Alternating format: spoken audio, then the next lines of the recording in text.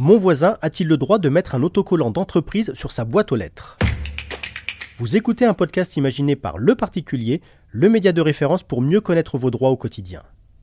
Aujourd'hui, nous répondons à la question de Benjamin qui vit dans un immeuble en copropriété.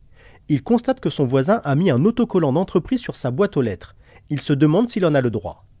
Alors à vos droits, prêts, partez. Tout dépend, Benjamin, s'il s'agit ou non de la propre entreprise de votre voisin.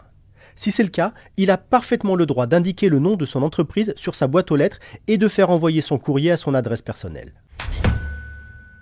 Qu'il soit commerçant ou artisan, il peut utiliser son logement comme adresse de l'entreprise à condition d'en informer son propriétaire ou le syndic de l'immeuble.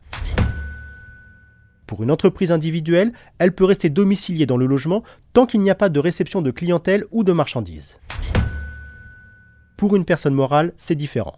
Le siège social peut rester indéfiniment fixé au domicile de son représentant si aucune disposition du bail ou du règlement de copropriété ne s'y oppose.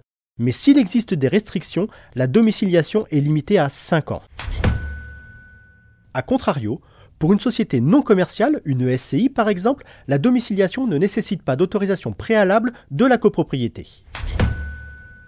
En pratique, lorsque la copropriété est équipée d'une batterie de boîtes aux lettres normalisée, pour éviter la multiplication des noms commerciaux en façade, il est recommandé de faire figurer le nom des différentes sociétés à l'intérieur des boîtes.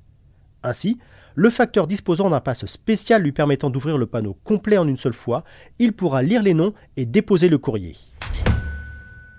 Enfin, si l'autocollant fait la publicité d'une société qui n'appartient pas à votre voisin, vous pouvez agir auprès du syndic de l'immeuble pour demander son enlèvement. En copropriété, l'enfer c'est les autres, alors évitons que cela ne descende jusque dans le hall de l'immeuble. Je suis Arnaud Saugera, journaliste au Particulier, merci d'avoir écouté cet épisode. Si ce podcast vous intéresse, vous pouvez également retrouver toute l'actualité patrimoniale sur notre site leparticulier.lefigaro.fr.